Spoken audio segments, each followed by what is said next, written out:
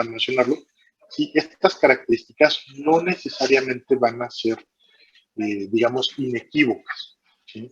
O sea, no van a ser patognomónicas. Ciertos datos, ciertas alteraciones del discurso, sí nos pueden ir orientando, ¿no?, a un diagnóstico, sí, que nosotros indaguemos más, sí, pero una sola alteración no nos va a permitir a nosotros dar un diagnóstico completo. Y bueno, algo importante de mencionar del discurso es que el discurso va a estar reflejando también el pensamiento, ¿sí? Hoy en día la única forma que nosotros tenemos de saber lo que alguien más piensa, pues es que esa persona esté dispuesta a compartirnos, ¿no?, lo que está pensando, lo que está pasando por su cabeza, ¿sí? Entonces, donde más importante va a ser el examen mental, va a ser justamente en el análisis del contenido del pensamiento, ¿sí? Entonces, me gustaría hacerles una pregunta aquí, quien la quiera responder. Para ustedes, ¿qué es una idea?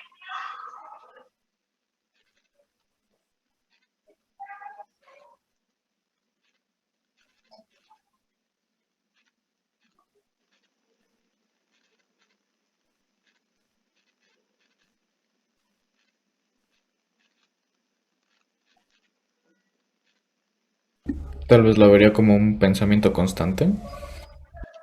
Muy bien, un pensamiento. ¿Qué podríamos preguntar, no? También, ¿qué sería un pensamiento?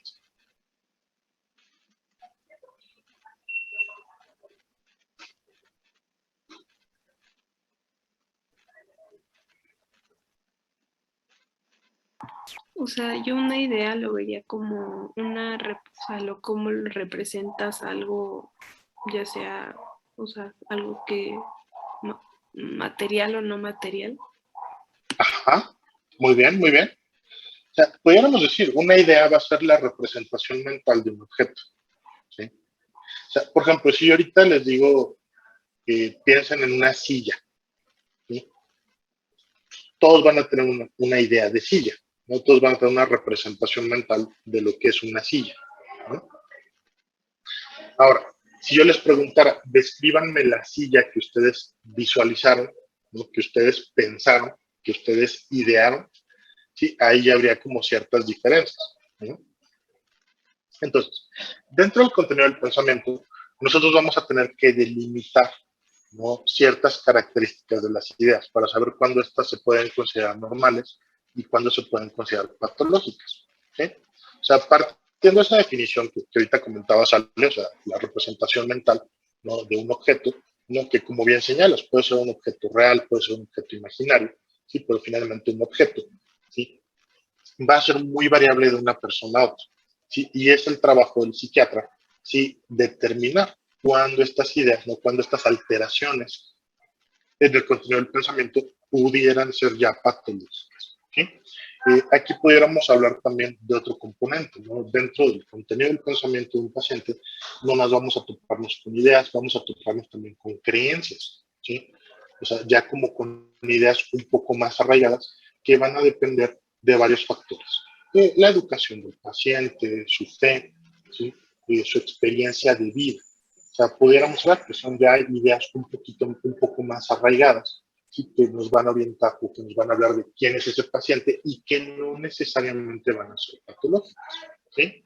Ahora, todos vamos a tener ideas, todos vamos a tener creencias, ¿sí?, en algo, ¿no? Ahora, ¿cuándo empezamos a hablar de psicopatología? ¿Sí? Aquí es todo lo que a nosotros va a ser relevante para el examen mental, ¿sí?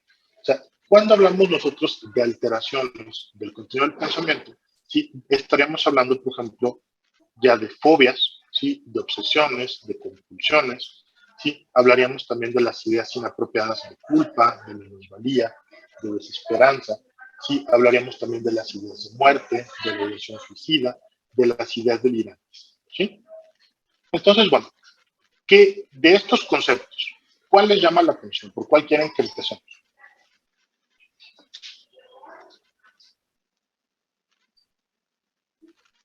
Fobia. ¿Nos vamos en orden por las fobias? Sí. Muy bien, muy bien. Para ti, ¿qué es una fobia? O sea, ¿cuál es tu concepto de fobia hasta el día de hoy? Pues que es un miedo, pero, o sea, que puede llegar a ser exagerado. O sea, no sé si sea la palabra Ajá, correcta, pero sería como exagerado. ajá. O sea, pero que para la persona, o sea, literalmente imposibilita el reaccionar ante ello. Ujú. Muy bien, muy bien. ¿Quién quiere complementar? Es como un miedo que es incapacitante, ¿no? Ujú. Sí, es incapacitante. ¿Qué más? O sea, van bien, van bien. O sea, una fobia es un temor. Sí, fíjense, más que exagerado, ¿qué les parece si decimos desproporcionado? O sea, porque vamos a poner aquí algo. Es desproporcionado y es irracional. O sea, la persona que tiene una fobia está consciente de que el miedo es demasiado bueno, en relación a la magnitud del evento o de la situación que lo desencadena. ¿Sí? ¿Saben ustedes a qué le tenía fobia Napoleón Bonaparte?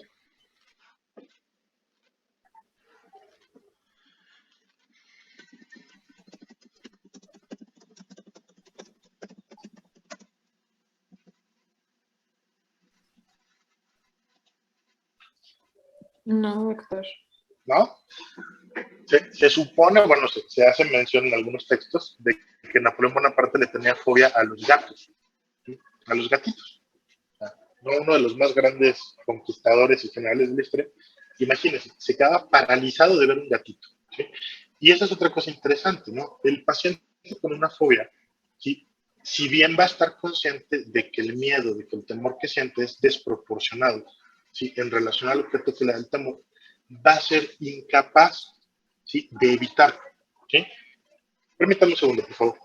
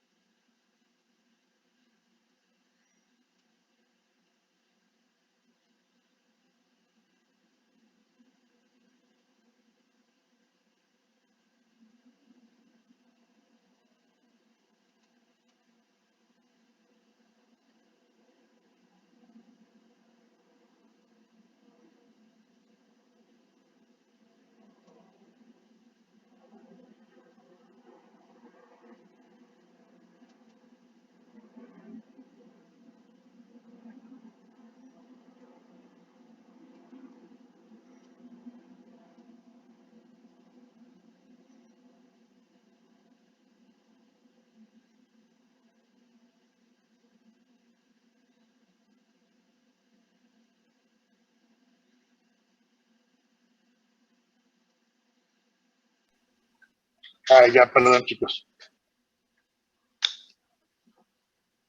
Sí, doctor, no se preocupe. Muy bien. Entonces, estábamos en la fobia. Entonces, la fobia, ahora, aquí estamos hablando nada más del concepto de la fobia, ¿no? Ya para integrar el diagnóstico de una fobia, tomamos más elementos. Pero en sí la fobia va a ser eso, o sea, la fobia va a ser un temor irracional, ¿sí? Y desproporcionado, del cual la persona está consciente. O sea, la persona sabe, digámoslo así, que no es para tanto, está consciente. Es que yo no sé por qué me dan tanto miedo los gatos, pero no lo puedo evitar. No puedo tener esta sensación, ¿no? De peligro, de temor y de sentir que el corazón se me sale cada vez que yo veo un gatito, ¿sí? O cada vez que escucho yo ladrar a un perro y luego viene toda esta sensación, toda esta descarga adrenérgica, ¿sí? Esa podríamos decir que sería la fobia, ¿sí? Ahora, algo interesantísimo de las fobias es que habitualmente cuando nosotros detectamos una fobia, ¿sí? Hasta en el 70% de las ocasiones vamos a encontrar dos. O sea, lo más común es que haya por lo menos dos y hasta tres fobias en el mismo paciente, ¿no? Las fobias, ¿no? Cuando hablamos ya un poquito más del diagnóstico de fobia, pudiéramos hablar también de que las fobias van a ser fobias específicas, ¿no? Por ejemplo, las fobias a objetos, ¿sí? Que ahí incluiríamos, por ejemplo, los animales, ¿no? Los personajes disfrazados, no nada más los payasos, pero, por ejemplo, no sé si les ha tocado que van, cuando se podía, ¿no? Que íbamos a Six Flags o al parque de diversiones, y que hay niños, ¿no? Por ejemplo, de que ven, no sé, a Superman, a Batman, ¿sí? Algún personaje de Disney, ¿sí? Rompen en llanto, les genera mucho miedo, ¿no? Ese es un tipo de fobia, ¿sí? Digo, muchas veces se resuelve solito, ¿no? Pero esa va a ser una de las alteraciones que vemos comúnmente, ¿sí? Vamos a tener fobias que también pueden ser situacionales, o sea, no necesariamente tiene que ser un objeto tangible, ¿no? Un animal, una persona. Puede ser, por ejemplo, la fobia a volar, ¿no? Por ejemplo, las personas que se inquietan mucho cuando van al aeropuerto, ¿no? Que les da mucho miedo el despegue, que les da mucho miedo el aterrizaje, ¿no? Que les dan mucho miedo las turbulencias, ¿no? O sea, obviamente más allá, ¿no? Del temor normal, o sea, que el mismo paciente, la misma persona que las tiene, está consciente que es desproporcionado, ¿sí? Fobias que son muy comunes, por ejemplo, también las fobias a las agujas, a las inyecciones, ¿sí? El famosísimo síndrome de la bata blanca, ¿no? Estos pacientes que presentan datos de descarga adrenérgica, incrementos de tensión arterial, cuando ven al doctor, ¿sí? También podrían constituir una forma de fobia, ¿sí? ¿Qué otras han escuchado ustedes? ¿Qué otras cosas se imaginan que nos puedan dar fobia? Ahí está la fobia de salir de casa, que es agorafobia, creo. Uh-huh. Muy bien. Tenemos la agorafobia. Sí, de hecho, la agorafobia es bien interesante, ¿no? Porque como tal, no es tanto el temor a salir, sino el temor a que tú salgas y algo te suceda, ¿no? Por ejemplo, que tengas un accidente, el temor a que salgas y te sientas mal y nadie te puede ayudar, el temor a salir y que no puedas encontrar el camino de regresar a casa, ¿no? Digo, es interesante, ¿no? Porque esencialmente se traduce en este temor a salir, pero lo que le da miedo a la persona serían como las consecuencias de salir, ¿no? Es que qué tal que salgo y ya no puedo regresar, es que qué tal que salgo, me accidento y nadie me ayuda, ¿no? O qué tal que salgo, pasa un accidente y no hay como yo me pueda poner a salvo, no hay como yo pueda escapar y alejarme del peligro, ¿no? Entonces genera esta sensación de pánico, de terror desmedido. Pero exacto, la agorafobia también es un tipo de fobia, ¿no? Pues igual a algunos animales, ¿no? Exacto. Ahora sí pudiéramos decir, hay fobias a absolutamente todos los animales, ¿no? Independientemente del peligro real que pueda representar. Acuérdense de eso, eso es bien importante para la fobia. O sea, la fobia, sí, la persona que la tiene, sí, está plenamente consciente de que el miedo que le genera el objeto fóbico, sí, es desmedido, sí, es desproporcionado, ¿sí? Aunque el objeto fóbico en sí puede ser peligroso, ¿sí? Por ejemplo, ¿qué reacción tenemos en general todos los primates cuando vemos una serpiente? Miedo. Nos da miedo, ¿no? ¿Ese miedo de alguna forma sería irracional? ¿Cómo? Es que se cortó un poco. Si el miedo sería irracional, o sea, tenerle miedo a una serpiente, a una víbora venenosa. No, pues no. No, En absoluto, ¿no? O sea, finalmente pudiéramos decir incluso que es un temor ancestral, ¿no? O sea, ¿por qué? Pues porque si te pica un animal venenoso te puedes morir, ¿no? Entonces, en esos casos, la fobia, o sea, si bien el objeto fóbico sí amerita sentir temor, lo que nos da el carácter de fobia es que el sujeto se queda paralizado, ¿sí? O sea, que el terror es desmedido, ¿sí? O sea, va mucho más allá de lo esperado, aunque el objeto o la situación sí sea, pues digamos, digna de generar temor, ¿sí? ¿Dudas de las fobias? A mí como que todavía no me queda un poco claro en el sentido de que, o sea, siempre va a ser como, mm, o sea, de que no puedan controlarlo, o sea, que no se pueda controlar esa fobia, o sea, sí pueden controlarlo, pero es que no sé cómo explicarme, o sea, que aún, o sea, tienen ese miedo, pero, o sea, por ejemplo, no sé, se encuentran un gato y tienen fobia, o sea, a los gatos, pero, o sea, pueden, por ejemplo, o sea, evitar a los gatos, o sea, moverse o a fuerzas es como ese miedo que es tan paralizante que no pueden hacer nada. Muy buena pregunta. ¿Van a sentir el temor? Siempre que la persona se ve expuesta al objeto, a la situación fóbica, va a venir el miedo, ¿sí? Pero la persona va a ser capaz de tolerar ese miedo, de soportarlo con un gran esfuerzo. O sea, el paciente a lo mejor ve un gatito en la calle, va a sentir temor, se va a sentir muy mal, ¿sí? Va a tener que dar un rodeo, o sea, a lo mejor se cambia de banqueta, a lo mejor se da la media vuelta y rodea la cuadra para no tenerse que encontrar al gato, ¿sí? O sea, eso lo puede hacer, o sea, no es que se quede congelado y no pueda hacer nada, pero sí se va a quedar con la sensación de temor, ¿no? Ya se va a quedar con taquicardia, le va a faltar el aire, se va a sentir mal físicamente. O sea, lo característico de la fobia, o sea, más que quedarte paralizado, va a ser que siempre que tú te expongas al objeto fóbico, va a venir la sensación de miedo, ¿sí? De un miedo muy intenso, de un miedo tan grande como si tu vida estuviera amenazada, ¿sí? Aunque el objeto, aunque la situación fóbica no implique necesariamente un riesgo para tu vida, ¿sí? Por ejemplo, en el ejemplo que da, ¿sí? A lo mejor el paciente sí es capaz de seguir su camino, pero ya va a sentirse asustado, va a sentirse inquieto. Eventualmente se va a relajar, ¿no? Cuando ya no ve al gato, cuando ya llegó a donde va, ya se va a disipar el miedo, ¿sí? Pero en sí la fobia, siempre que tú te expones a la situación fóbica, se va a venir acompañado de ese tema, ¿sí? Incluso dependiendo de la intensidad de la fobia, hay pacientes que ni siquiera necesitan exponerse al objeto fóbico, ¿sí? Por ejemplo, ponerse a hablar de gatitos los va a hacerse sentir nerviosos, ¿sí? Ver el dibujo de un gato, ver la caricatura de un gato, ver un programa de televisión donde se ve un gato, ¿sí? Les va a ser suficiente para provocar esa respuesta, ¿sí? Y el paciente, acuérdense, va a estar consciente de lo irracional de este tema, ¿sí? De que es desmedido, de que es demasiado en relación a la magnitud del evento fóbico.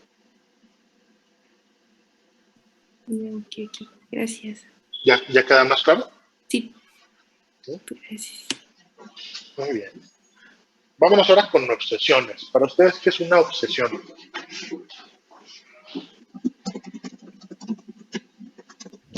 Sería como un interés también como desproporcionado, o sea, como muy intenso. Uh-huh. Muy bien, como intenso. ¿Qué más? ¿Qué más? Podría ser también como una fijación. Como una fijación, ¿ok? Sí, digo como en consonancia con esto, ¿no? Como un interés muy intenso, como muy fijo, ¿no?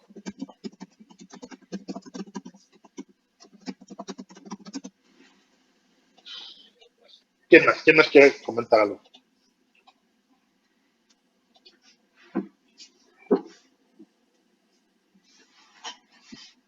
Pues que pues puede ser como dependiente, o sea, de que la persona lo necesita para poder continuar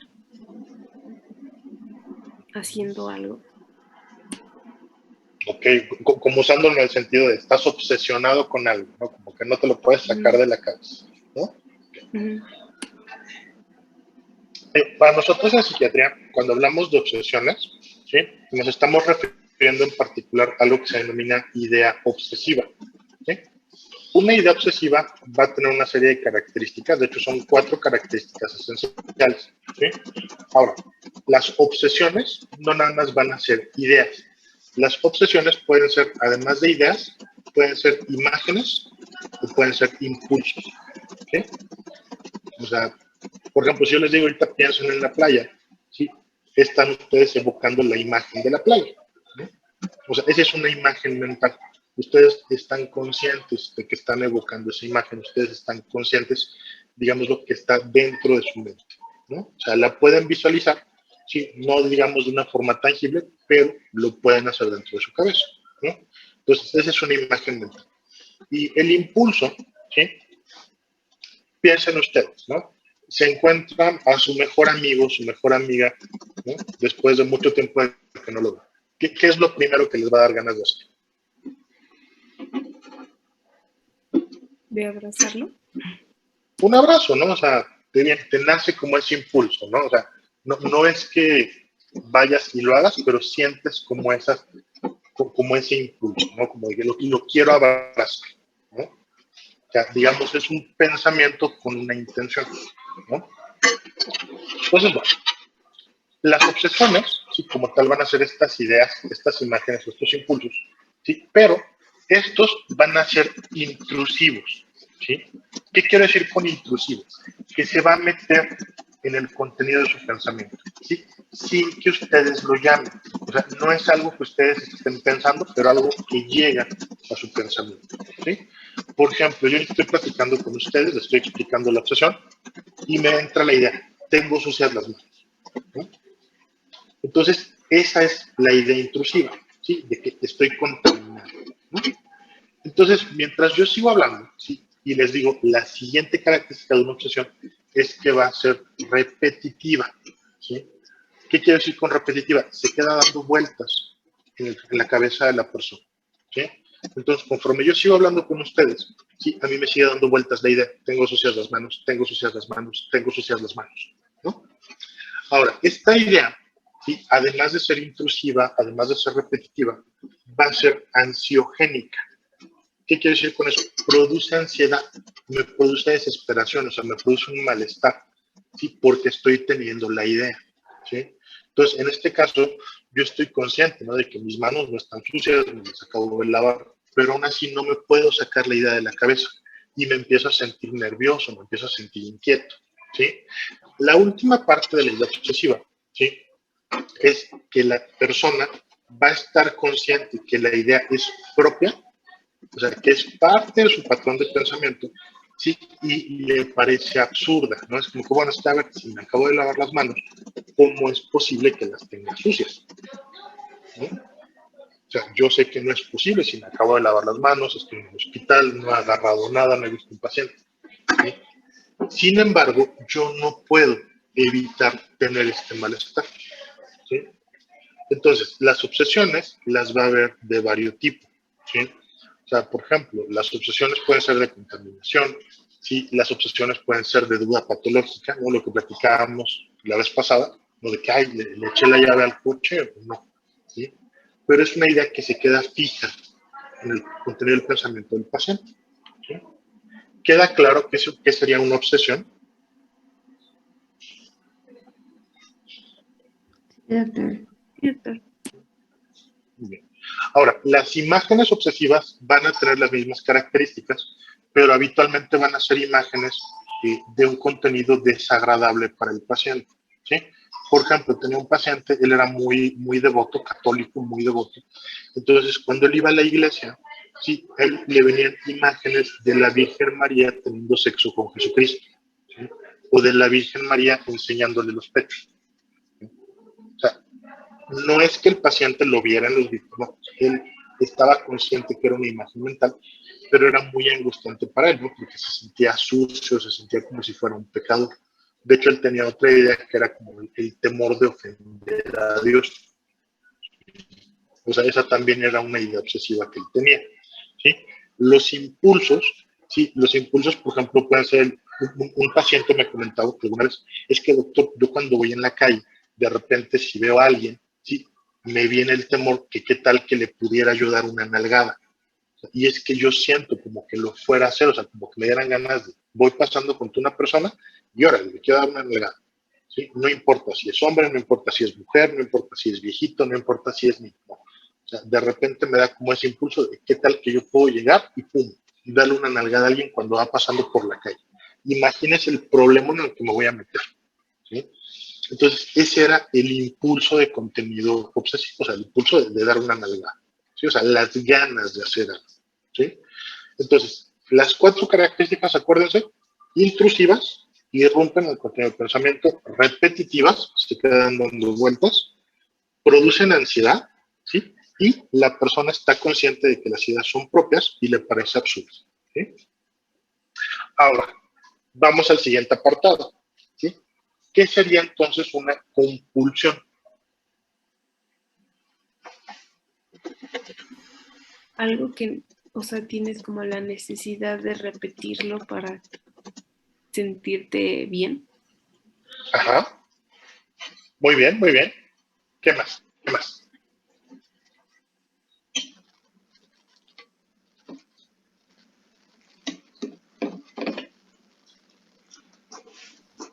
Más bien cuando quieres hacer algo, pero que no tiene como una razón, o sea, como un motivo de que lo quieras hacer, pero tienes como el impulso de hacerlo. Muy bien, muy bien. Las dos están en lo cierto, ¿sí? O sea, puede haber compulsiones que no tienen aparentemente una razón de ser, ¿sí?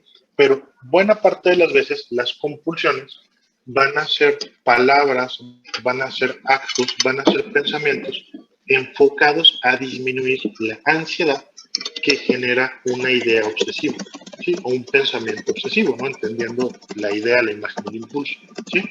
Por ejemplo, con la idea que yo les comentaba ahorita, la idea de contaminación. Si yo siento que están sucias mis manos y ya estoy desesperado de que tengo sucias las manos, ¿cuál va a ser mi compulsión? Estarse lavando las Lavártelas. manos. Sería como lo más sensato, pues lavarse las manos, ¿sí? Ahora, algo bien interesante. Las compulsiones no necesariamente tienen que tener una asociación lógica con la idea obsesiva. Sí, a lo mejor yo tengo la idea de contaminación, ¿no? De que tengo sucias las manos, pero mi compulsión es de prender y apagar la luz 3 veces, ¿no? Y ya con eso se me va el pensamiento de que tengo sucias las manos. O a lo mejor mi idea, pues, mi compulsión es rezar 3 Padres Nuestros, o a lo mejor mi compulsión es que me paro y doy 3 vueltas en mi lugar y con eso ya se quita la idea obsesiva. ¿Sí? O sea, lo importante de la compulsión es que sea destinada a disminuir la ansiedad que te genera una obsesión, o también las compulsiones muchas veces se pueden llevar a cabo como una forma de prevenir que ocurra algo temido. ¿Sí? Por ejemplo, algo que ocurre muchas veces. ¿Qué pasa cuando decimos la misma palabra, 2 personas al mismo tiempo? ¿Qué hacemos? De broma, de cotilleo, normalmente. Que le debes algo, ¿no? Ajá, ¿no? Es como, toco madera, me debes un chocolate, ¿no? Pero ¿por qué hacemos eso?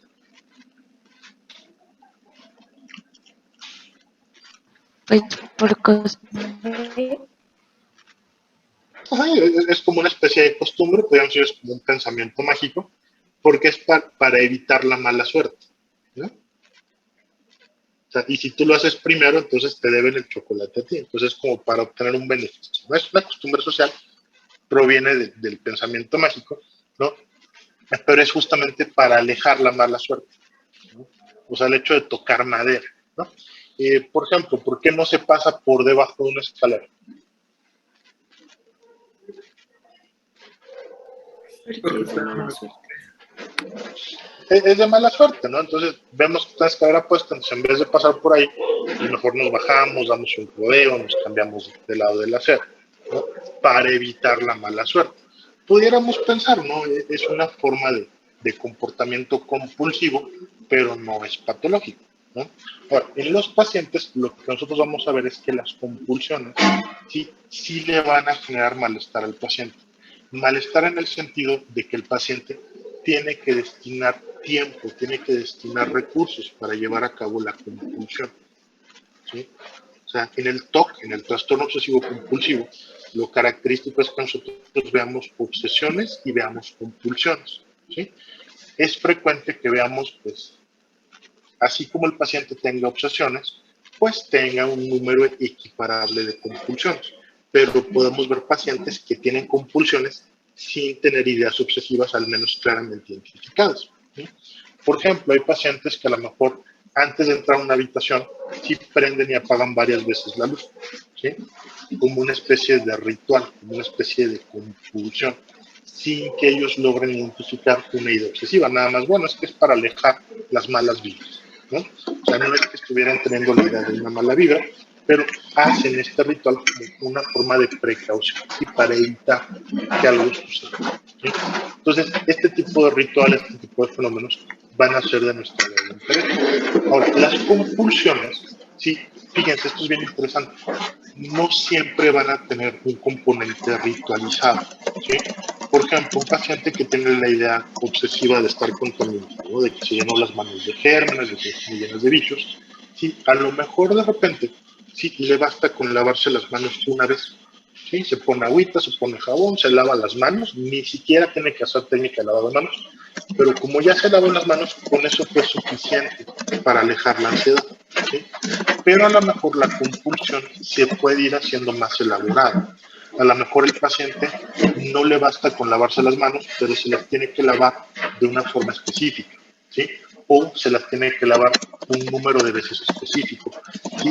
O tiene que utilizar algún producto específico para sentir que se las lavó bien, ¿sí?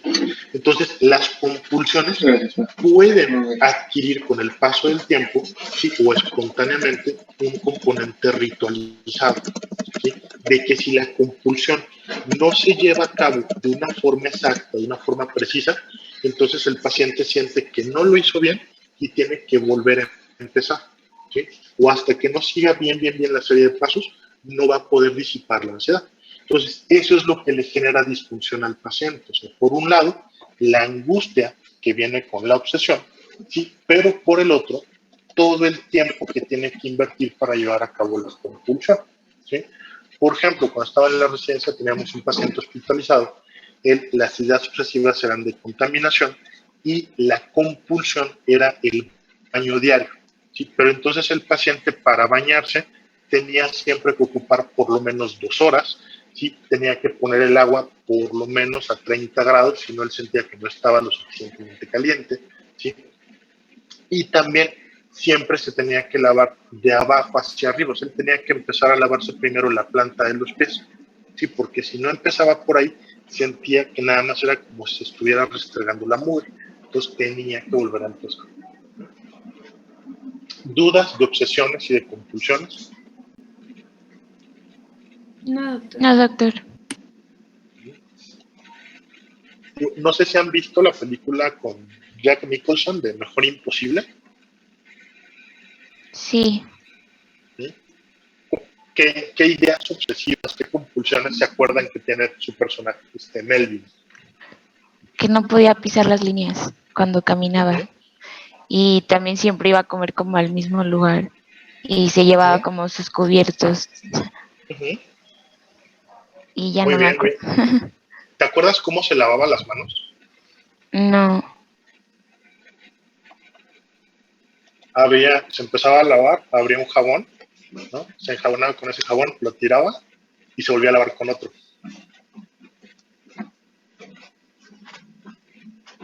Pero sí, exactamente, esta obsesión que él tenía, o sea, de hecho podríamos pensar, tenía como este comportamiento compulsivo de no pisar raya, ¿sí? Piensen ustedes cuando eran niños, ¿alguna vez jugaron cuando iban caminando en la calle que el que pisa raya pierde? Sí. Sí. ¿Sí? Digo, no es que de niño tengan un pensamiento obsesivo, ¿no? Pero es un juego, ¿no? Ahora, en el paciente con TOC, muchas veces el evitar pisar raya, ¿sí? Es como evitar que suceda una catástrofe. O sea, se imaginan, piensan que si pisan la cuartadura, sería como invitar a que ocurriera alguna catástrofe, alguna situación. Sí, a eso muchas veces nosotros lo denominamos como ideas o compulsiones misceláneas, ¿sí? Que son todas las que tienen que ver con la buena, con la mala suerte, ¿sí? Con alejar el mal, ¿sí? O sea, como de un pensamiento mágico, ¿sí? Muy bien. ¿Vamos bien hasta aquí? ¿Alguna duda? Creo que no, doctor. No, doctor. Muy bien. Vámonos con las ideas de culpa, de minusvalía y de desesperanza. ¿A qué les suena eso? ¿Qué se imaginan que puedan ser estas ideas?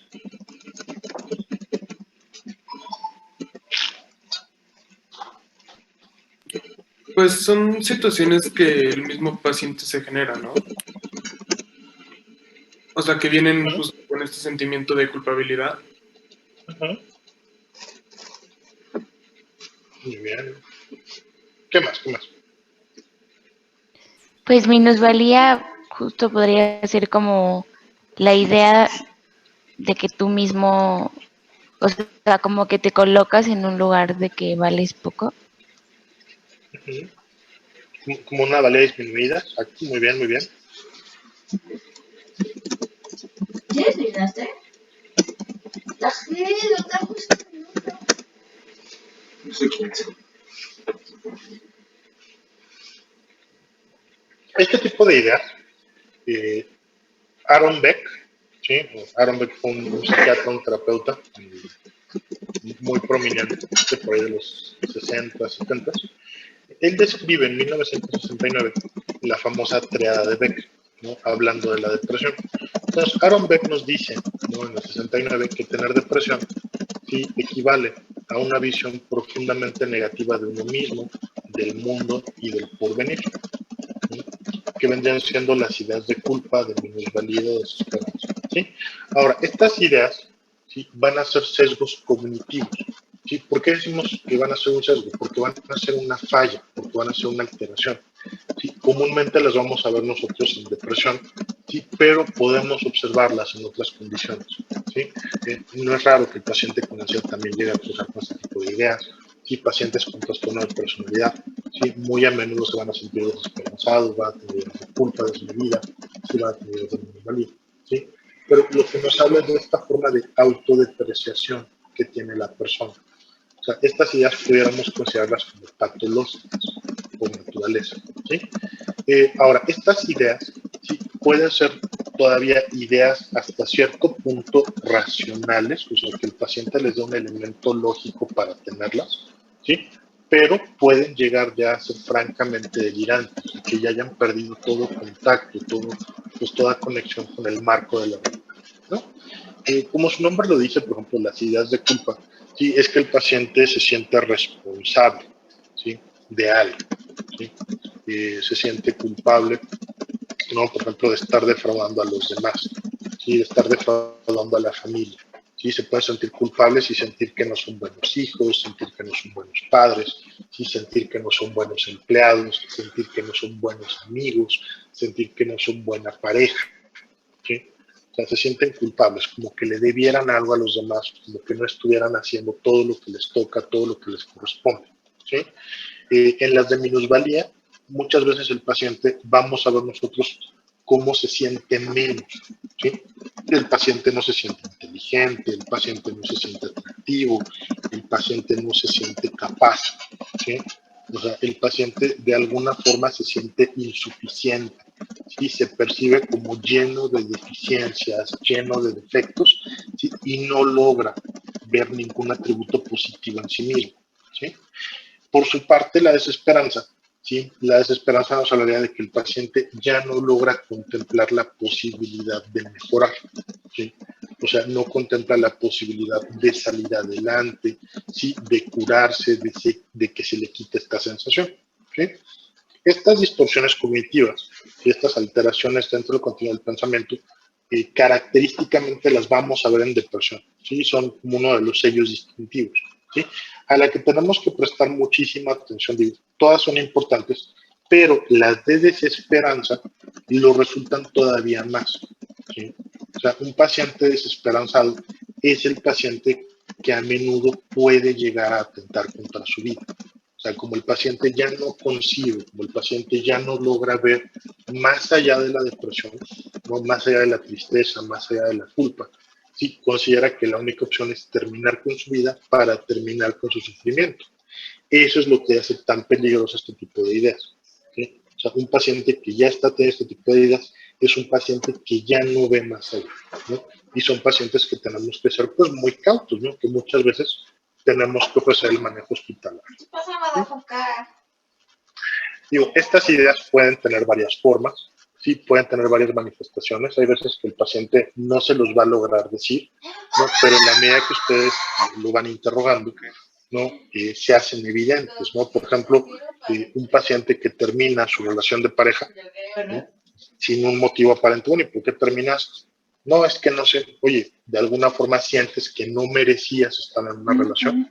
O sea, como que no mereces, no, pues es que sí, realmente yo siento que yo nada más ya estaba afectando a mi pareja, que nada más la estaba haciendo sentirse mal y por eso mejor terminarla, que esté conmigo, que soy un fracaso, ¿no? O sea, ahí se ve la culpa, ahí se ve la minusvalía, ¿no? Tanto que el paciente está dispuesto a cortar sus vínculos afectivos, ¿no? Pacientes que dejan de salir con sus amigos, no, es que yo ya no los quiero ver porque de verdad no sé qué me ven de bueno, o sea, no sé por qué están perdiendo su tiempo conmigo, ¿sí? O sea, este tipo de ideas puede cambiar la forma como el paciente se está comportando, ¿sí? De ahí que sea importante que nosotros pues siempre preguntemos por qué, ¿no? Esa va a ser la pregunta por excelencia del psiquiatra, ¿no? ¿Dudas de las ideas de culpa, de minusvalía, de desesperanza?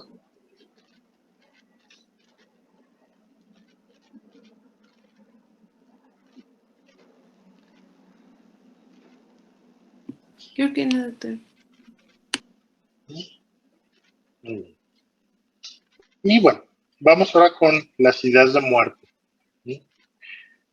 Digo, podemos hablar de las ideas de muerte y de las ideas suicidas. ¿Cuál creen que será la diferencia? La primera es que, no sé, se me figura que puede pasar algo que haga que te mueras y la segunda como que tú eres el que quieres morirte, o sea, el que vas a hacer para morirte. Muy bien, exactamente, ¿no? Uno de los puntos más relevantes va a ser como el grado, ¿no? De involucramiento que tienes tú con la idea. Por ejemplo, una idea de muerte puede ser nada más el pensamiento con respecto a morir, ¿no? O sea, pueden ser pensamientos como qué pasaría si un día yo no estuviera, ¿no? O qué pasaría si me enfermara de algo, qué pasaría si me accidentara, ¿no? Que es una idea de muerte, o sea, no estás pensando ni siquiera en que te quieres morir, sino qué pasaría si ya no estuvieras, ¿no? Como esta posibilidad, ¿sí? Mientras que en la ideación suicida ya hay una planeación, o sea, ya estás pensando activamente en terminar con la propia vida, ¿no? Las ideas de muerte, sí, hay varios términos, van a encontrarlos ustedes. Podemos ir, por ejemplo, a hablar de las fantasías, ¿no? O sea, como estos pensamientos sobre la posibilidad de morir, así como, ay, quisiera un día dormirme y no despertar, ¿no? Ojalá tuviera un accidente. O sea, donde la persona lo contempla más como algo mágico, ¿no? Como algo que pudiera presentarse un momento a otro y sin estar activamente involucrado, ¿no? Pudiéramos hablar también de ideas pasivas de muerte, ¿no? ¿Qué pasaría si yo dejo de comer? ¿No? Si no dejo de tomar mi tratamiento, ¿no? O sea, no hay una intención clara. El paciente ya está pensando, ¿no? En alguna forma de morir, pero pues no hay un proceso activo, no hay algo que lo esté poniendo en un riesgo tangible, al menos en ese momento, ¿no? Estas ideas, sí, algo que me gustaría mencionarles, no necesariamente van a ser una progresión lineal, ¿sí? O sea, un paciente con depresión, ¿no? Porque es donde más comúnmente vamos a ver esto, no es que vaya a empezar, pues primero se empezó a sentir muy triste, luego empezó a estar muy culpable, ¿no? O sea, muchas veces los pacientes de repente pueden empezar con ideas de muerte, con ideas suicidas, aunque no haya otro tipo de alteración. ¿Sí? Y es raro, pero puede pasar, entonces no siempre esperen ver todos los tipos de ideas ni una progresión lineal, ¿sí? De las ideas suicidas, sí, lo que tenemos nosotros que indagar también, pues es ver el grado de estructuración que tiene la ideación suicida. ¿Sí? Las ideas suicidas pudiéramos hablar nosotros de las ideas no estructuradas, ¿sí? O sea, es el pensamiento de terminar con la vida, pero digamos el paciente lo tiene de una forma muy inespecífica, ¿no? O sea, ay, es que me quiero morir, ¿no? Yo quisiera ya terminar con mi sufrimiento, ¿no? Pero no ha pensado una forma de hacerlo. O sea, quiere morir, pero no sabe cómo. ¿Sí? Una ideación semi-estructurada, ¿sí? Aquí pudiéramos decir el paciente ya más o menos selecciona un método, ¿no?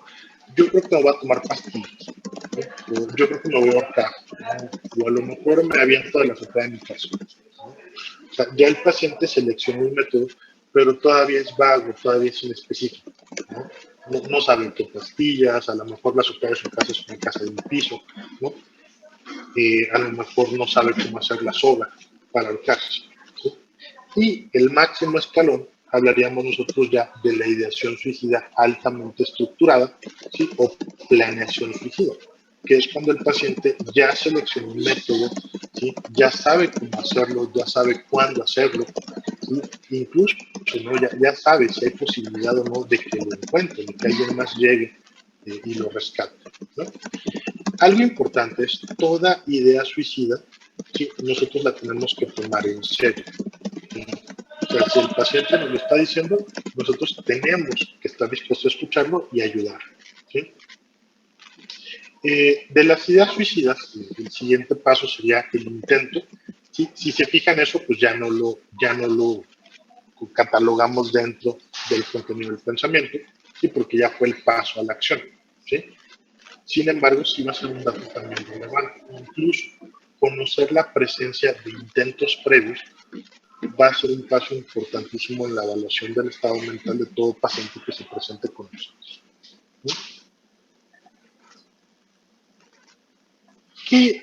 ¿Qué duda les surge de esta parte, de las ideas de muerte, de las ideas suicidas? ¿Cómo se digo, lo platicábamos un poquito al principio, pero ¿cómo creen ustedes que vamos interrogando al paciente? Yo tengo una duda. Sí, por favor.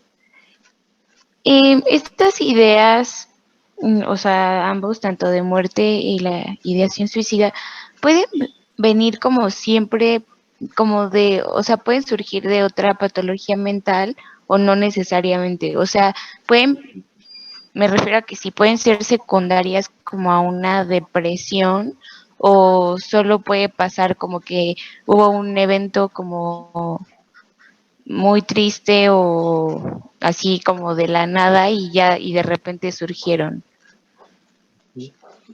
Okay.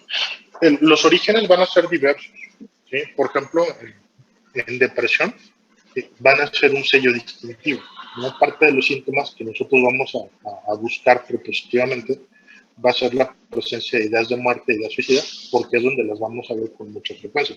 Sin embargo, las ideas de muerte, las ideas suicidas, pueden presentarse después de un evento catastrófico, ¿no? Después de recibir una noticia terrible, después de estar sometido a un periodo de estrés, ¿sí? O sea, que la persona estuvo sometida, puede presentarse esta idea, ¿no? Pueden presentarse, por ejemplo, los pacientes con ansiedad, los pacientes con un trastorno de pánico, de repente es tanta la desesperación que sienten durante una crisis que piensan que sería mejor morirse a sentir esa ansiedad y pueden llegar a tener ideas suicidas, ¿sí? Ideas de muerte, ¿no? Pacientes, por ejemplo, con trastorno obsesivo compulsivo, pueden llegar a sentirse tan mal, ¿no? A sentirse ya también tan desgastados de constantemente estar con obsesiones, con compulsiones, que pueden empezar a presentar ideas de muerte. O sea, sí podemos verlas en cualquier patología.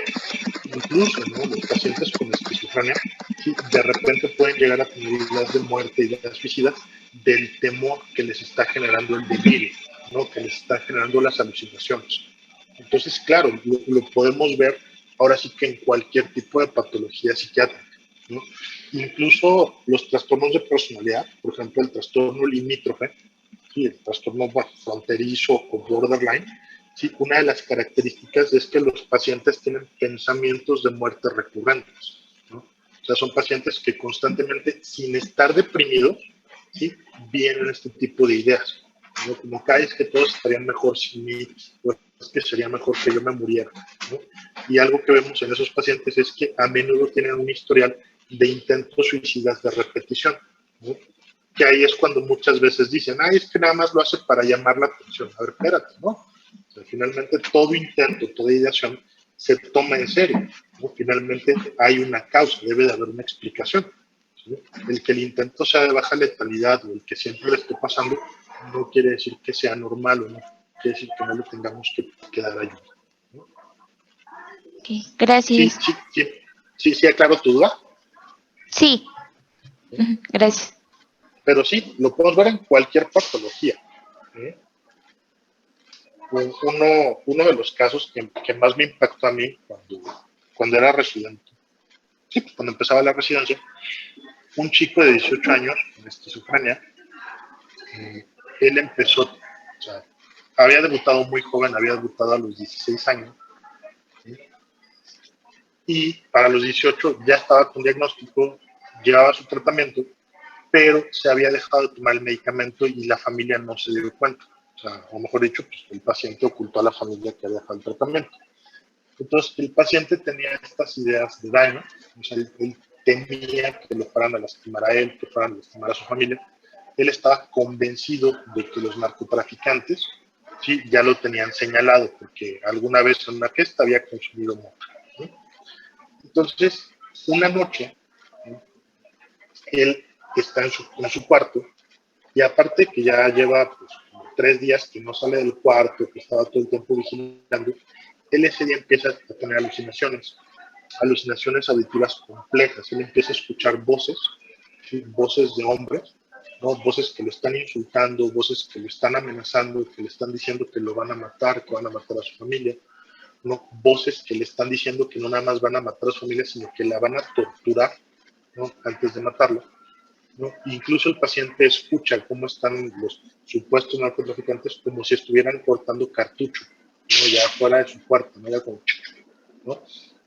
Entonces el paciente, en la desesperación, ¿sí?, sale de su cuarto y mata a sus papás. O sea, esto estando completamente psicótico. Mata a sus papás y luego él va a intentar suicidarse y ya en ese momento llega la policía, ¿no? Los vecinos alertaron de que escucharon gritos y que escucharon azotes de puerta y demás. O sea, el paciente estaba tan seguro de estas ideas, o sea, para él era tan real lo que estaba viviendo, que él prefirió matar a sus papás para que no sufrieran, ¿sí?, de estos pensamientos. O sea, a ese grado puede llegar la enfermedad mental a alterar, ¿no?, la forma de comportarse de una persona, ¿sí? Este chico lo que pensaba hacer era suicidarse. Ahí fue cuando la policía llegó y lo detuvo, ¿no? Digo, este es un caso muy trágico, ¿no? O sea, y refleja, ¿no?, una realidad de la salud mental.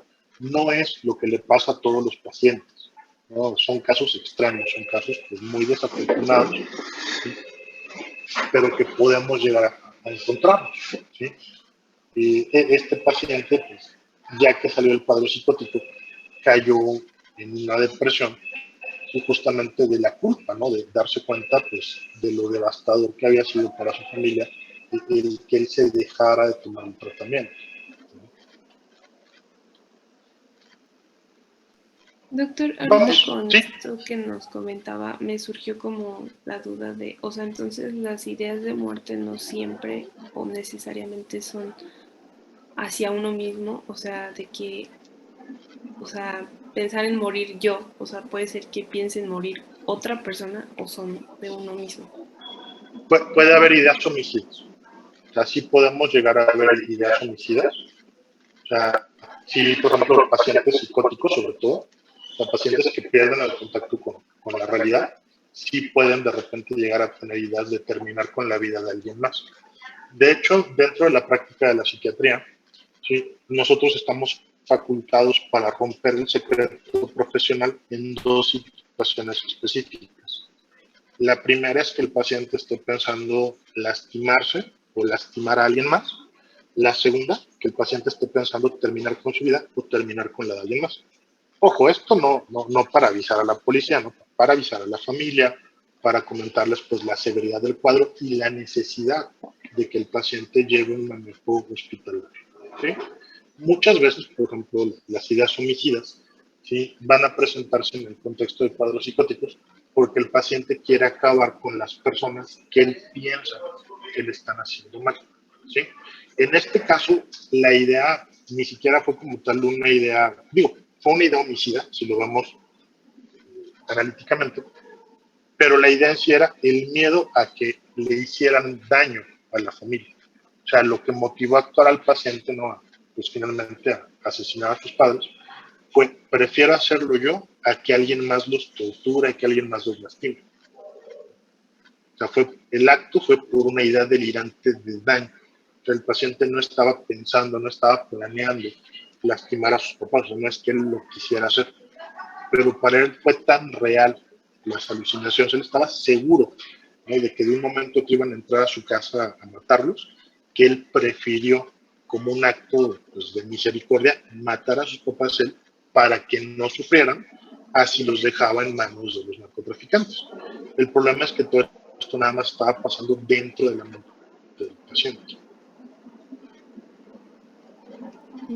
Gracias. Pero sí lo podemos ver. Digo, por ponerte un ejemplo, este está menos craso. Una paciente, una mujer de 27 años, llega a consulta, ¿no?, referida del médico familiar, porque un día mientras estaba bañando a su bebé, le vino la idea, ¿y qué tal que yo lo pudiera ahogar? ¿No? ¿Qué tal que se me resbala en la tina y se ahoga? ¿Qué tal que no lo cuido bien? ¿No? Entonces te espantó muchísimo, ¿no? Porque es que, ¿por qué estoy pensando eso? Porque estoy pensando que yo pudiera llegar a ahogar a mi bebé, ¿no? Entonces la manda a consulta el médico familiar con ideas obsesivas, perdón, con ideas homicidas, ¿no? No es una idea homicida, o sea, la preocupación era una idea de contenido agresivo, ¿no? O sea, es que qué tal que yo pudiera llegar a provocarle un daño a mi bebé, o sea, qué tal que yo lo pudiera lastimar de alguna manera, ¿no? Entonces, obviamente la paciente llegó muy espantada, ¿no? Porque vio en la nota que el médico familiar le puso ideas homicidas, y cuando yo dije, es que a ver, es que ni siquiera nos quería dar la nota porque pensaba que le íbamos a hablar a la policía y que le íbamos a quitar al bebé, ¿no? Entonces ya le explicamos, es que a ver, lo que a ti te está pasando, pues se llaman obsesiones, son obsesiones de contenido agresivo, ¿sí? Y lo que tú tienes, pues, es el miedo de lastimar al bebé, ¿no? O sea, no es que lo quieras lastimar, te da miedo que pudiera llegar a pasar eso, ¿no? Entonces, siempre es muy importante como hacer estas delimitaciones, ¿no? Interrogar puntualmente todo, ¿no? De hecho, en el interrogatorio, por así decirlo, siempre vamos a preguntar. O sea, ante la duda, siempre vamos a preguntar. Por eso les decía muy al principio, ¿no? Nunca vamos a asumir nada, ¿no? Siempre vamos a preguntar, y hasta que nosotros nos quede claro, o sea, hasta que podamos entender a la perfección lo que el paciente nos quiere decir, y pues no vamos a soltar el tema. ¿Sí? Digo, si vemos que el paciente está un poquito renuente, no quiere hablar de eso en ese momento, podemos darle chance, pero en temas tan delicados, ¿no?, sobre todo la presencia de ideas de muerte, siempre vamos a preguntarlo directamente, siempre vamos a preguntarlo de varias formas, ¿sí? Para que el paciente, pues, uno, nos dé información completa, ¿sí? Y dos, que no quede ninguna duda.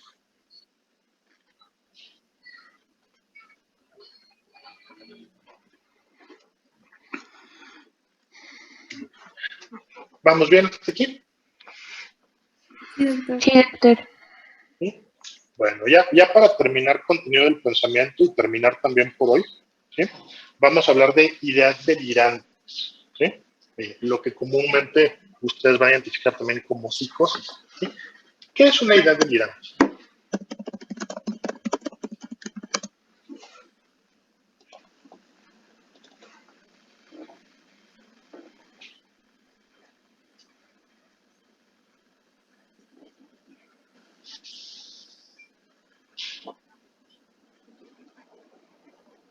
Pues es como una creencia falsa. Uh-huh. Muy bien, muy bien. ¿Qué más? O sea, igual y que es como a pesar de que los demás dicen que es falso, o sea, están seguros de que sí es, o sea, que para ellos es o sea, como su realidad. Uh-huh. Muy bien. Muy bien, Ale. ¿Alguien quiere complementar lo que nos está diciendo Ale ahorita? Pues también es un pensamiento que excede la realidad, ¿no? Ujú. Sí, no, como que va más allá, ¿no? O sea, dentro de este ser falso.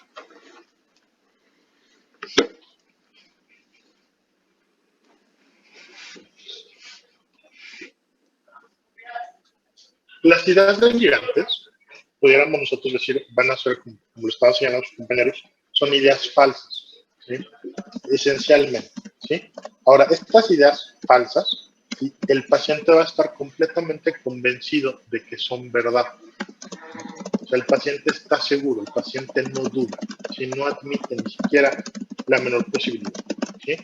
Estas ideas tienden a mantenerse fijas, ¿sí? A diferencia de una obsesión, sí, que es intrusiva y que es repetitiva, la idea delirante está fija en el contenido del pensamiento del paciente, ¿sí?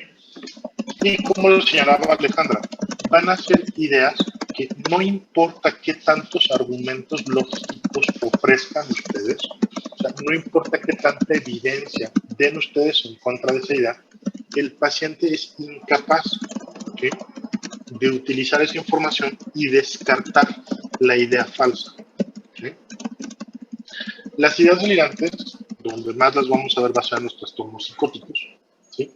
De hecho, el término psicosis, o sea, al hablar que el juicio está fuera del marco de la realidad, lo que nosotros hacemos mención es que el paciente tiene ideas delirantes, ¿sí? Estas ideas falsas son tan fijas, son tan arraigadas, que van a modificar el comportamiento del paciente, ¿sí? Las ideas delirantes va a haber de varios tipos, ¿sí? Seguramente ustedes han escuchado por ahí el término de ideas paranoides, ¿no? O ideación paranoide, ¿sí? Las ideas paranoides, habitualmente nosotros identificamos tres tipos de ideas que las componen, ¿sí? Las ideas de daño, o sea, la idea de daño es la idea, la creencia de que una persona, un grupo de personas te quiere lastimar a ti, quiere lastimar a tu familia, quiere lastimar a tus seres queridos, ¿sí? Y es una convicción, o sea, tú estás seguro de que es verdad, ¿no? De que hay alguien que te quiere lastimar, de que hay alguien que te quiere hacer daño, ¿sí? Vamos a ver también las ideas de referencia, ¿sí?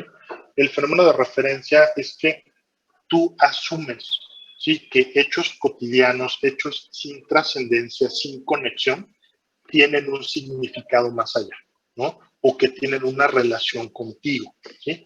Por ponerles un ejemplo, digamos que ustedes van un día caminando por la calle, ¿no? Y en la acera de enfrente, ustedes ven un grupo de personas que se están riendo. ¿Qué es lo primero que ustedes pensarían? Pues que se le están pasando bien. Contaron un chiste, ¿no? Vieron algo chusco, ¿no? Un paciente con ideas de referencia, el primer pensamiento que le viene a la cabeza es, se están burlando de mí, ¿sí? O sea, se refiere a mí, o sea, algo intrascendente, algo que no tiene ninguna conexión, o que vaya, es muy difícil que tenga una conexión con la persona lo asume como que tiene que ver con sí, ¿sí? Están hablando de mí, se están burlando de mí, ¿no? Entraron al salón de clases y todo el mundo se quedó callado, es que seguramente se quedaron callados porque estaban planeando, porque estaban conspirando en mi contra. O sea, ese es el fenómeno de referencia, ¿sí? Hechos aleatorios, hechos cotidianos, el paciente les da un significado que gira en torno a él, ¿sí? Y también las ideas paranoides, vamos a ver las ideas de persecución. O sea, el paciente se siente vigilado, el paciente se siente perseguido, el paciente pues siente que lo van siguiendo, ¿sí? Ahora, tomen ustedes en cuenta, este tipo de ideas están tan arraigadas, son tan firmes, que muchas veces modifican el comportamiento del paciente.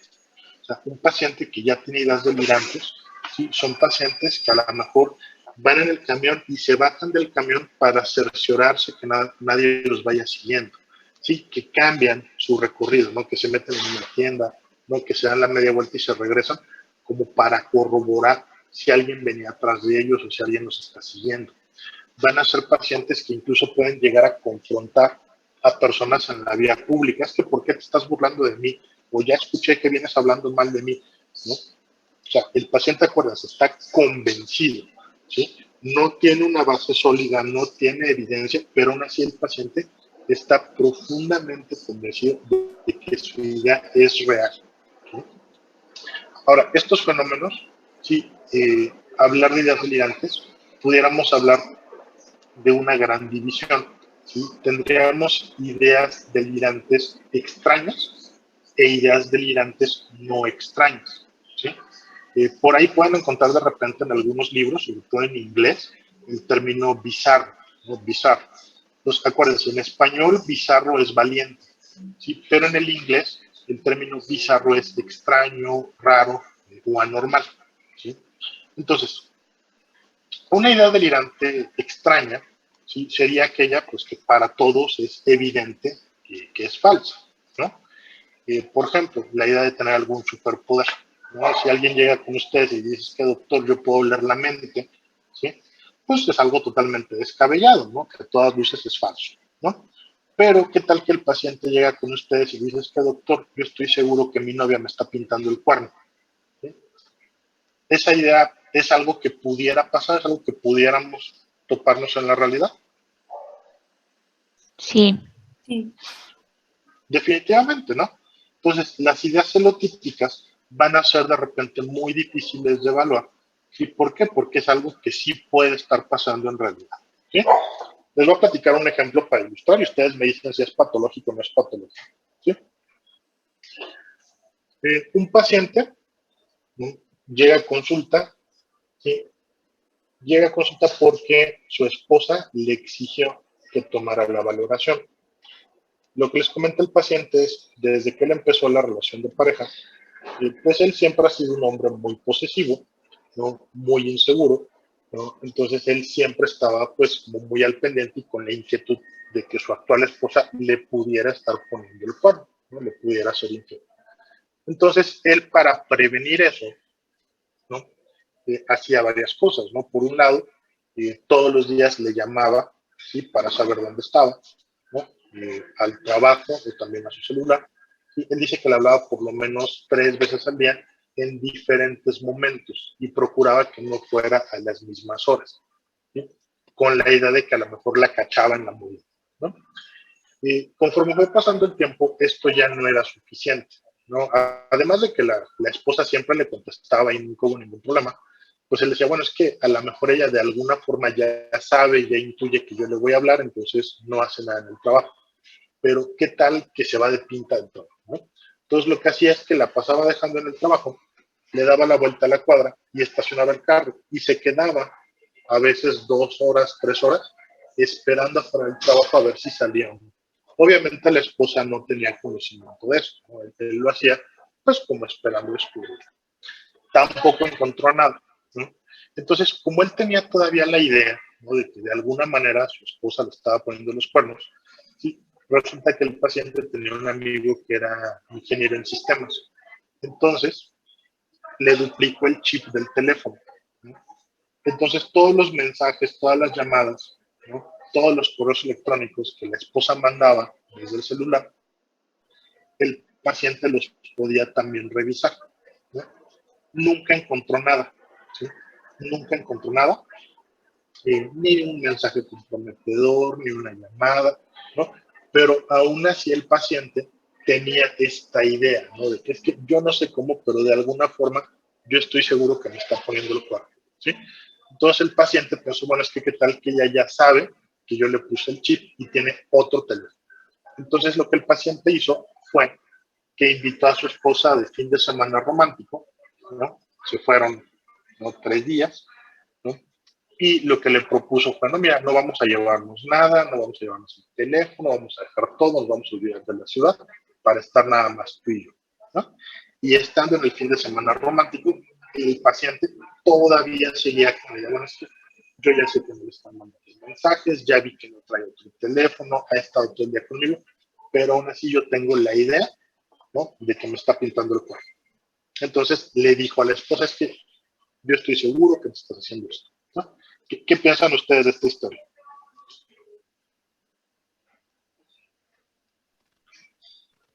que, o sea, yo creo que esta sí puede ser patológica, ¿no? Porque a pesar de que de muchas formas comprobó que no lo engañaba, de todos modos él seguía pensando lo mismo. Y, o Exacto. sea, se volvió como hasta una obsesión, ¿no? Porque hasta lo, o sea, lo imposibilitaba como hacer sus actividades y quería como seguir demostrándolo.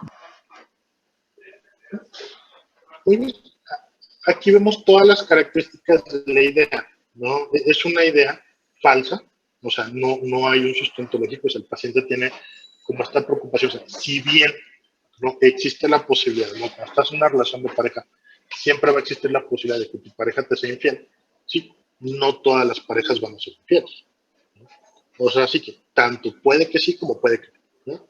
Entonces, el paciente estaba ya convencido de la idea, ¿no? A pesar de que él tenía toda la información, o sea, él tenía pruebas sólidas, ¿no? Nadie se lo había platicado, ¿no? Él hablaba por teléfono, llegó a un punto, digo, ya podríamos considerarlo incluso como un delito, ¿no? Ya había hecho una invasión muy seria de la privacidad de su pareja, ¿sí? Y no encontraron nada, o sea, ni llamadas, ni mensajes, nada, ¿sí? Incluso ideó un plan, ¿no? Para tenerla como completamente aislada, ¿no? Y cerciorarse, ¿no? De si él era incapaz de descartar la idea. Ahí veríamos este carácter que la idea delirante es irreductible a la lógica, ¿sí? O sea, que el paciente con una idea delirante, no importa qué tantas pruebas le puedan ustedes dar, o sea, no importa qué tanta evidencia en contra haya, el paciente no va a ser capaz de modificar su cognición. O sea, no va a ser capaz de decir, híjole, si es cierto, esto que estoy pensando no es verdad. Sí, o estaba equivocado. El paciente, no, es que yo no sé cómo, pero seguramente no, le está haciendo así y por eso es que ya ha logrado salirse con la suya todo esto. ¿Sí? Pudiéramos decir, ¿no? Ya tenía como ciertos tintes, ¿no? Como obsesivos, ¿no? En un sentido más coloquial, pero propiamente este paciente lo que tenía era un trastorno delirante primario, ¿sí? Un trastorno celular. Siempre que tratamiento, y sí se le quitó la idea, o sea, sí alcanzó a remitir, ¿no? De hecho, el paciente de repente bromeaba, ¿no? Con quiero, porque ya no le hablo todos los días. Entonces, también para la pareja. O sea, aquí lo sorprendente es que la pareja estuvo dispuesta, o sea, después de que le confesó fue de nada estrés, ¿no? Llevaba años. O sea, ya había sido por lo menos 2 años que el paciente tenía firmemente arraigadas estas ideas y que no se podía deshacer de ellas, ¿no? Ahora, curiosamente, ahorita que lo mencionabas, el funcionamiento del paciente estaba más o menos conservado. El paciente trabajaba como instructor de un gimnasio, entonces tenía como la facilidad de ponerse las horas. Entonces siempre se acomodaba, digamos, su agenda, sus clientes, para que fueran en horarios donde él no estaba ocupado haciendo todas las labores de supervisión de la esposa, que esa es otra de las partes del delirante primario, que el funcionamiento de la persona fuera de la idea delirante se mantiene conservado. Pero no, a ese grado podríamos hablar de los celos patológicos, ¿no? O sea, de que ya son una convicción y que el paciente pues ya tiene un comportamiento severamente modificado, ¿no? Ahora, otras ideas delirantes, ¿no? Más allá de las de daño, las de referencia, las de persecución, ya hablamos de las celotípicas, ¿sí? Hay otros tipos, ¿no? Por ejemplo, están las erotomaníacas, ¿sí? Las ideas delirantes erotomaníacas son es la idea de que una persona habitualmente de mayor estatus, de mayor poder, está enamorado o enamorada del paciente, pero no lo puede admitir abiertamente por el mismo estatus que tiene, ¿no? Entonces, las demostraciones de amor es a través de mensajes sutiles que solamente el paciente capta, ¿no? Este se vistió con azul, y el azul es mi color favorito, entonces esa es la señal de que en realidad ella me ama, ¿no? No sé si recuerdan ustedes un caso, un personaje que le disparó a Ronald Reagan para impresionar a Jodie Foster, ¿no? La actriz del Silencio de los Inocentes.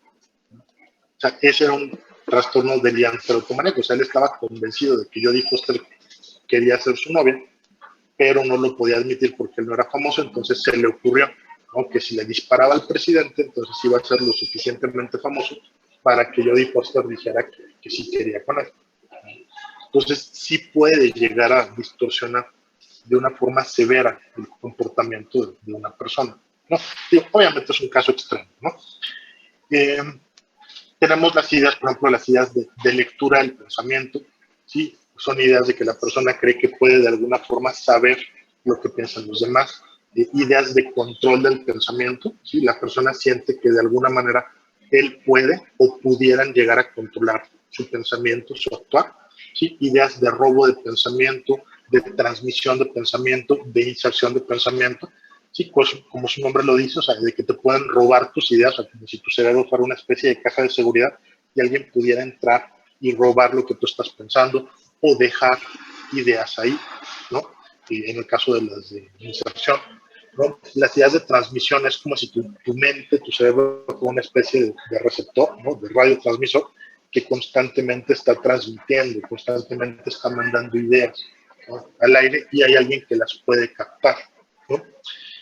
Podemos tener también los delirios mesiánicos, ¿sí? No es raro que haya pacientes que tengan estas ideas de que ellos son alguna especie de mesías, de profeta, ¿no? La reencarnación de algún santo, de la Virgen, ¿no? Que tienen la misión especial de salvar el mundo.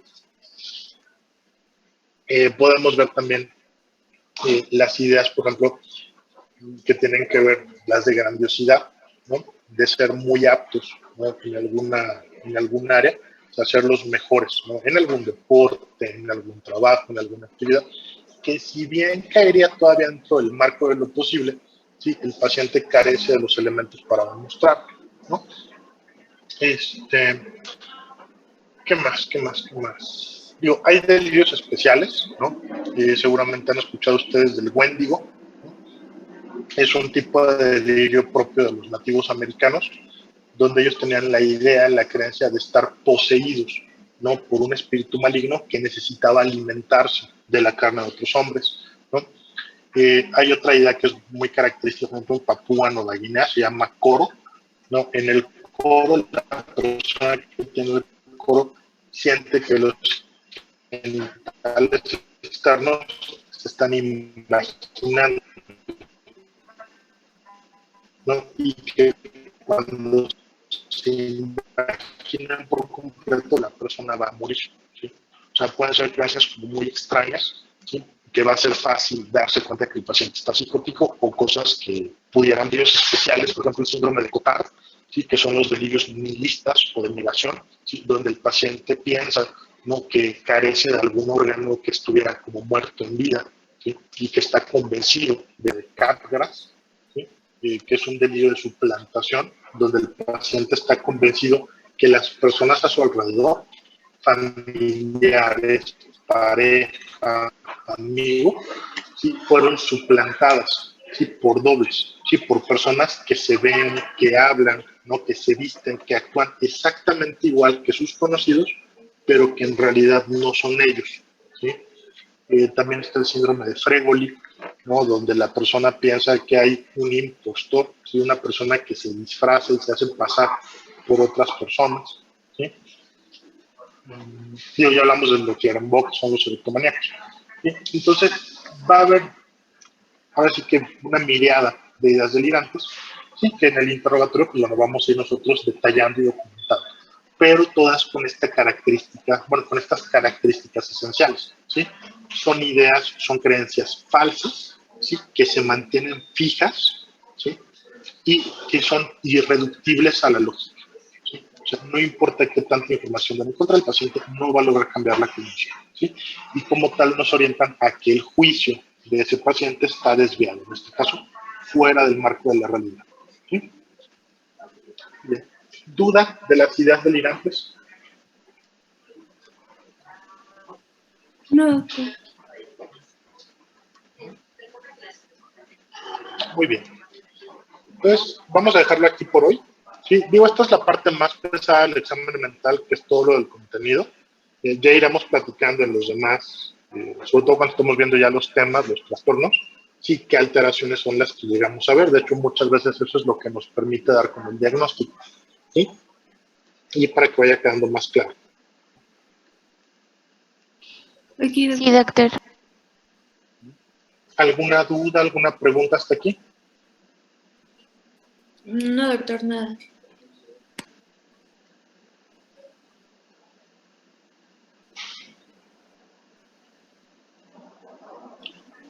Y bueno, si ese es el caso, les agradezco mucho su atención. Espero que tengan bonita mañana y nos vemos mañana para terminar ya con el examen mental. Gracias, doctor. Gracias, doctor. Buen día. Gracias, doctor. Hasta luego. Gracias.